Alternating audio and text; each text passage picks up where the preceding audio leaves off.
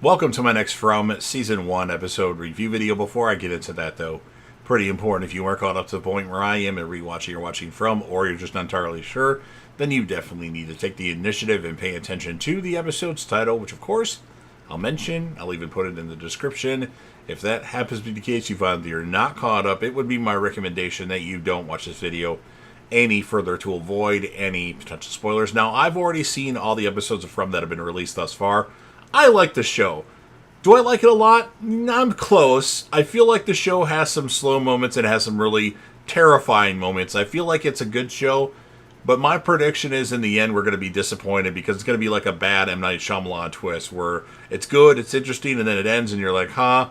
I don't know. Who knows? But I'm, of course, getting ready for Season 3, and I will be reviewing every episode of Season 3, so that's why I'm getting caught up, and all these episodes will be released before Season 3 comes out. But hey, I need you to help me out with the channel and watch these videos, like, subscribe, and leave comments. But I like the show, and I'm interested to see what happens. With all that said, this will be from Season 1, Episode 6. The title of this episode is called Book 74. And this will be my review reaction recap after just finishing watching the episode. And this is actually going to be a detailed review because I wouldn't be doing the show justice if I didn't really talk about it. So we start with Nathan getting buried. Father Katre gives a sermon about how chaos and faith are the duality of their existence, both in town and in the larger world. He says from birth they are faced with incomprehensible chaos, which they try to understand. As they search for answers and meaning, they find their faith that they are in a world as part of God's mysterious plan, understanding that chaos is the meaning, and it is through the struggle and search that they find their purpose. Katre concludes with Proverbs 3:5, trust in the Lord with all thine heart and lean not into thine own understanding. Meanwhile, Jade goes through town gathering equipment for the radio while Tabitha looks through things in their house, and Julie looks at the graves. Victor dug outside Colony House and finds a bouquet of flowers on the porch. At the end of Father Katre's sermon, Tabitha drops off papers with Bible verses written on them that she found in the Pratts' belongings. Of course, the Pratts being the residents in the house before they were slayed by the creature of the night. Father Katre asks her how Ethan is doing, and she admits that he is scared and confused, not understanding why Sarah would try to hurt him. She asks if anybody has seen Sarah, and Father Katre says not since she ran off into the woods, and he was unable to keep up with her and was probably killed during the night. Tabitha then asks if he wrote down the verses from memory, and he says that he did. Then he then asks her what she really came to ask him, and Tabitha asks how he really knows any of this is real and whether they are alive or dead. Katre responds by asking if it mattered. If they were dead and trapped in some awful purgatory, they would still be stuck and searching for a way to go home, and all that would change is the home they are searching for. Tabitha guesses that she isn't the first to ask that, and he says he has had plenty of chances to work on his answer. He adds that if it's any consolation, the Matthews were all alive when they crashed into town, and that she and her family are alive. After Tabitha leaves, Father Katre goes down into the basement where he has been keeping Sarah tied to a chair and tells her that we need to talk. Boyd asks Kenny if he is all right, and Kenny admits that he is having a hard time wrapping his mind around all the kind and nice Sarah, the things that she does, and doing this, why she did this. He adds that his mother is taking it pretty hard, having viewed Sarah as a daughter. Boyd tells him that he has been thinking about what Kenny said about running out of room on the board. Kenny dismisses it as him having been upset, but Boyd says it does not mean that he was wrong. And then Boyd explains that he feels that things are changing and points out that the talisman can work in the RV. Now he is determined to go out into the forest, but Kenny begins to walk away. Boyd scolds Kenny, who asks if he's going alone and how far he is going, and Boyd says he is trying to find a way out, but Kenny says there is no point and he is simply going to his death. Tabitha finishes packing away the Pratts' belongings while Jim examines the wires in the lamp When asked, he reveals to Tabitha that there is no wire in the cord and points out that their outlets are fake too, meaning that none of their lamps should work. Jade then barges in and sees that they notice the wires. Tabitha points out he nearly killed them when he arrived, or when they arrived into town, and Jade points out that he wasn't driving, and his best friend since 4th grade is now dead, so they could call it even. Jade reveals that he has an idea and asks if they want to participate.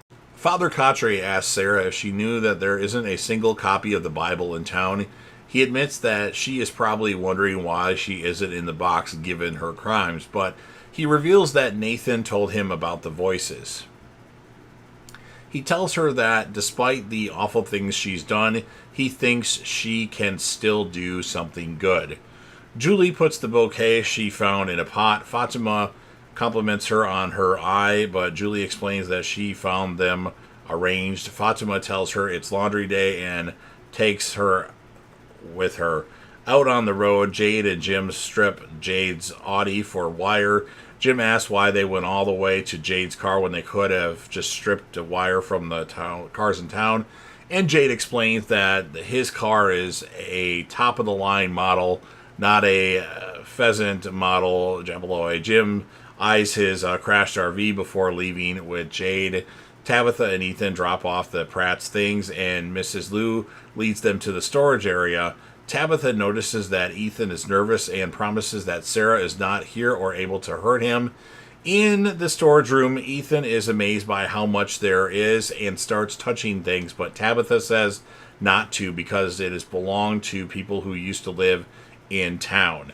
Ethan compares it to the cavern of the Lonely Dragon, explaining that when the Cromanakle, I don't even know what to say for that, I think that's how you say it, was lost in the rainbow sky, she found the cavern home of the Lonely Dragon, to whom the things no one else wanted there were treasure.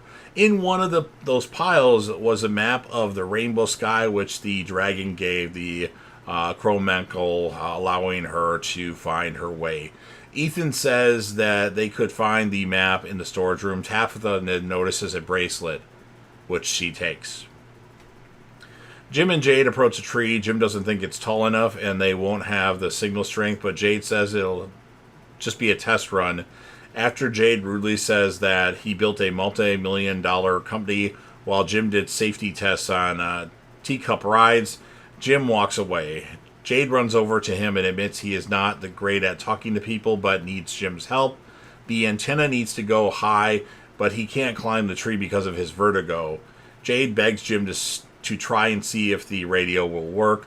Boyd visits Christy and asks her how Kenny is doing. Christy admits that he has been having a hard time since his father's death and is trying hard to be a person that he thinks people need him to be because he is Boyd's deputy and doesn't want to fail him. And Boyd admits he hasn't been trying to push him too hard, but Kenny needs to be ready to lead. And then Christy bluntly tells Boyd that she understands Boyd wants to prepare him for the worst and to be his successor, but at the moment, Kenny is in pain and needs a father, not a sheriff. Boyd realizes that she is right and thanks her as he leaves. Christy eyes the room where Kenny's father died and then shuts the door. Father Quatre tells Sarah that people think the Bible is just a fixed object. Quatre asks how it can be completed when all the players are still on the stage. He then explains that the Bible is composed of 73 books filled with tales of miracle and wonder, as well as darkness and gruesomeness. Quatre admits that since he arrived, he has pondered whether the people of the town are living through the unwritten 74th book of the Bible, and if they were chosen. Sarah asks what they were chosen for, and Quatre admits he does not know, but is why she needs to tell him about the voices she has been hearing. Ethan comes across his mother staring at the bracelet. Noticing the flickering lamp nearby, Ethan asks what is causing it to do so, and Tabitha says she does not know, but says they should have an adventure where they try to figure out where the light comes from. After unplugging the lamp and moving the furniture, Tabitha begins hammering into the wall, shocking her son. Like, what the hell are you doing, Mom? Jim climbs the tree with the antenna and asks Jade to shake the wire free after it gets snagged. As Jim continues upward, Jade checks on him but hallucinates that his hand is covered in blood and that the tree is got stuff on it with dismembered corpses dressed in, there's stuff on the tree, and then he sees dismembered corpses dressed in Civil War uniforms whose blood drips all over him, and that a peculiar symbol is carved into the bark. Jade then turns around and notices a Civil War soldier aiming at him and flees into the forest as the soldier fires. The soldier pursues him into the forest, and after Jade trips and falls, bayonets him. As Jade hyperventilates, Jim comes to his aid and helps him up, assuring him whatever he saw was not real. Jade angrily pushes him away and leaves. Sarah explains that the voices told her they wanted to help and had been in town for a long time, waiting for someone who could help them escape and return home. Father Quatre asks why she would believe them, and Sarah answers that they told her things that they could not know, such as the two cars arriving on the same day, which happened before, causing everyone to die due to the actions of those cars' passengers. The voices further told her that if she did as they bid, they would be safe and return home. Father Quatre asks how they would return home, and Sarah says she does not know. Father Quatre further asks if she still believes them. Sarah answers that they told her Nathan would be okay and begins sobbing.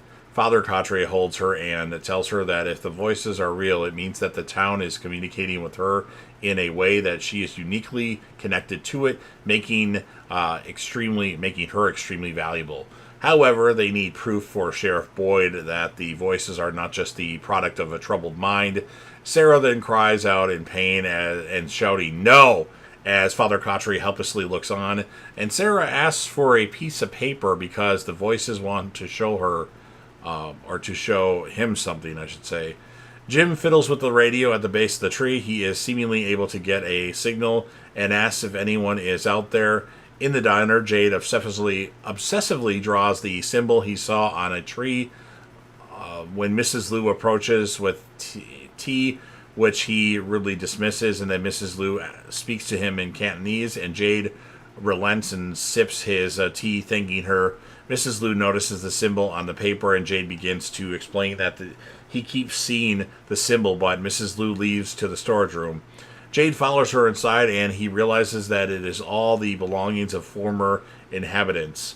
Mrs. Liu finds a box and begins sifting through it before finding a journal whose pages are covered in the same symbol Jade was drawing, scaring him. Sarah draws on a piece of paper, begging the voices to stop, which he has done. She hands him the drawing, explaining that they said when Quatre arrived, they watched him bury the bag, asking if he knows what it means, shocking the priest. So he's not happy about what she just drew. And then in his room, Boyd looks through his drawers before finding his baseball mitt. Boyd goes to the Liu home, where he finds Kenny carving chess pieces. Boyd asks his protege to play catch with him, but Kenny is not interested.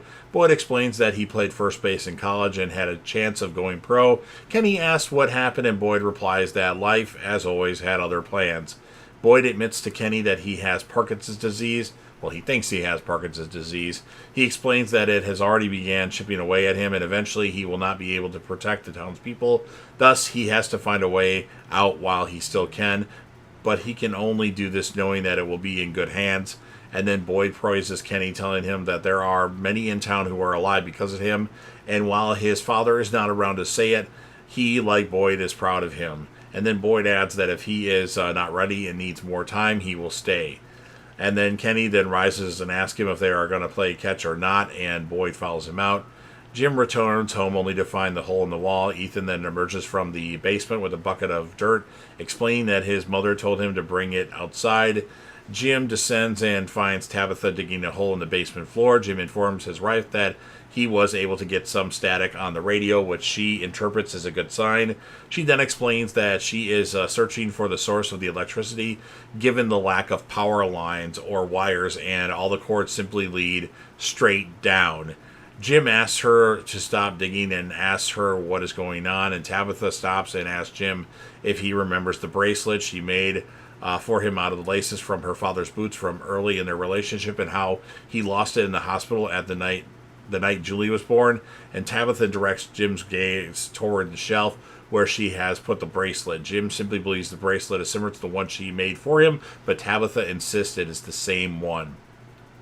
Tabitha points out a mistake in the bracelet from when she made it, which caused her to worry, but Jim simply said accidents are the best part at the time. Tabitha asks him why he said that, and he answers that it made it one of a kind. Jim insists that it is impossible, but Tabitha counters that no part of their situation makes sense, and while they may not be able to find out how the bracelet arrived in town, but can still find out where the wires go, Jim then tells her to give him a shovel. Like, okay, I'm a believer. Father Cottray digs and finds a bag containing a bottle of alcohol, blood-stained clothes, and a Cosmo chocolate bar whose logo matches the drawing that Sarah made at the Voice's direction, leaving him stunned. Back in town, Boyd and Kenny play catch. Kenny offers to carve them a bat so they can play proper baseball when he returns. And then we have Kevin walking around through Colony House while everyone is asleep. Kevin, a background character. He goes upstairs and opens the window curtain, and outside the balcony, a creature in the form of a young, beautiful woman holds a bouquet of flowers. The creature compliments it, delighting Kevin, and asks him when she can come inside. And that's what ends this episode of From. So it was better than the last couple. I'm going to give it a 7.6 out of 10. In my characters of the episode, I got to go with like Father Cottray and Jade for the males. And then for the females, I got to go with Sarah and Tabitha. You could go either which way, and you could even go Boyd if you wanted to, too, or Jim. For some reason, I don't like Jim. I never give him the character of the episode. So those are my thoughts on this episode. You've heard everything that I have to say. Now it's your turn. If you're a fan of From and you want to help me out with the YouTube algorithm, please make sure that you Hulk smash the like button, share the video with a friend, put this video on any one of your social media platforms. Don't forget to sound off in the comment section about what your thoughts are on this episode of From. What would you rate the episode? Who would be your male? Who would be your female character of the episode? Share the video with anybody you know that likes this show. I want to get these views up. And then last but certainly not least, don't forget to hit that sub button. It's very important. Subscribe to the channel if you're watching the video anyway. Join the team, show your damn support, and be a part of something special. And you never know what you're going to see on JDev TV.